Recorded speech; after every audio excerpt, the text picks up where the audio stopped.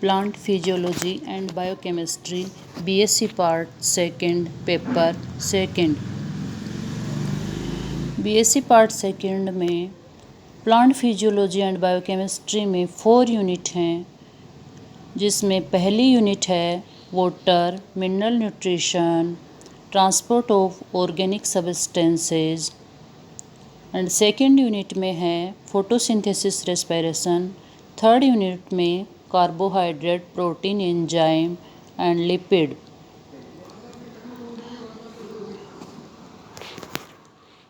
Fourth unit में growth and development और plant hormone.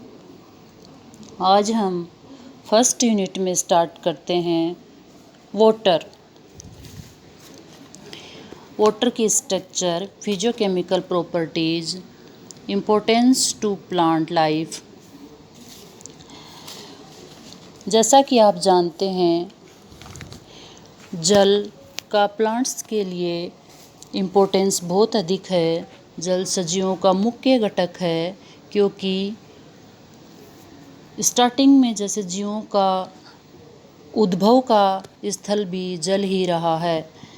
इसमें जीवन संबंधी सभी क्रियाएं जल के अंदर ही संपन्न होती हैं और सभी जैविक क्रियाओं को करने के लिए जल की आवश्यकता होती है, क्योंकि जल एक तरह से हाइड्रोजन का स्रोत होता है। कार्बोहाइड्रेट, प्रोटीन और अन्य यौगिक जल के साथ मिलकर प्लांट्स के प्रोटोप्लाज्म का निर्माण करते हैं। इसके अलावा एंजाइम्स का जल योजन करता है, जिसके परिणाम स्वरूप विभिन्न जैविक क्रियाएं प्रेरित होती हैं। प्लांट्स में ऑस्मोटिक पोटेंशियल को कंट्रोल करता है, जिसकी वजह से सेल है वो स्फीत बनी रहती है। ये कोशिका द्रवी घटक है, अतः ये एक यूनिवर्सल सॉल्वेंट के रूप में कार्य करता है। अब अपन पढ़ते हैं जल की संरचना। जल के अणु ध्रुवीय प्रकृति के होते हैं, जिसमें एक ऑक्सीजन परमाणु 2 हाइड्रोजन परमाणुओं से 105 डिग्री के कोण पर होता है। हालांकि यहाँ पे ऑक्सीजन है वो अधिक इलेक्ट्रॉन ऋणात्मक होता है और 2 हाइड्रोजन पे धनात्मक आवेश होता है। चूँकि ऑक्सीजन का ऋणात्मक आवेश अधिक होने के कारण इसकी प्रकृति ध्रुवीय हो जाती है, क्योंकि इसमें नेट आवेश तो शून्य ही होगा, लेकिन इसकी इलेक्ट्रॉन बंधुता अधिक होने के कारण ये ध्रुवीय प्रकृति का होता है। जल में हाइड्रोजन जो बॉन्ड हैं वो एक तरह के कोवलेंट बॉन्ड पाए जाते हैं। जल एक सर्वश्रेष्ठ विलायक है, जिसमें यह अनेक भौतिक क्रियाओं को संपन्न करता है। जल का आकार छोटा होने के कारण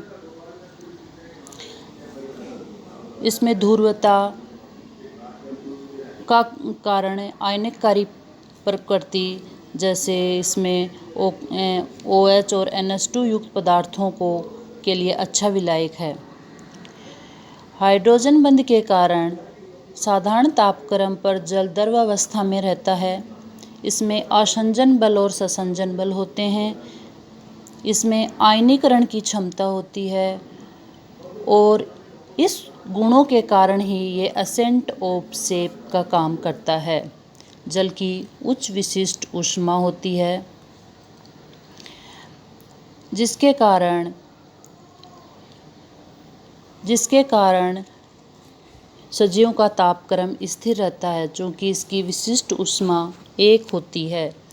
जल की संलयन की उच्च ऊर्जा होती है, अतः यह पौधों के अंदर एकदम से जमता नहीं है, अतः इसे पौधों को पाले से बचाता है।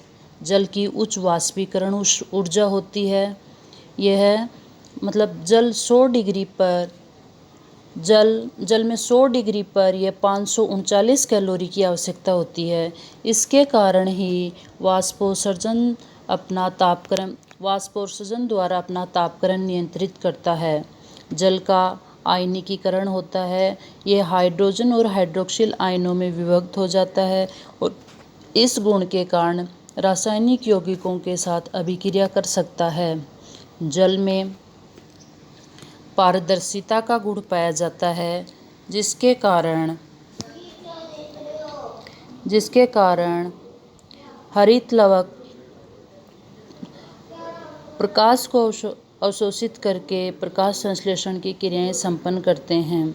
जल का उच्च सतही तनाव होता है, जिसके कारण मृदा में जल मृदा सतह पर पाया जाता है। पादप जीवन के लिए जल का बहुत महत्व है, जैसे फोटोसिंथेसिस में, ऑस्मोटिक पोटेंशियल में, प्लांट्स की बनावट, सेल्स की बनावट भी इसके कारण निर्धारित होती है। अनेक जैव रासायनिक क्रियाओं में न्यूट्रिएंट्स व ऑर्गेनिक मॉलिक्यूल के रूट में संवहन के लिए, रेगुलेटरी सिस्टम में, इसके अलावा ये यूनिवर्सल सोलवेंट है। दैनिक टेम्परेचर का जो उतार चढ़ाव है वो इसके द्वारा कंट्रोल होता है। इसके अलावा ये हाइड्रोस्टैटिक प्रेशर बनाए रखता है। अतः जल का पौधों के लिए विशेष महत्व है।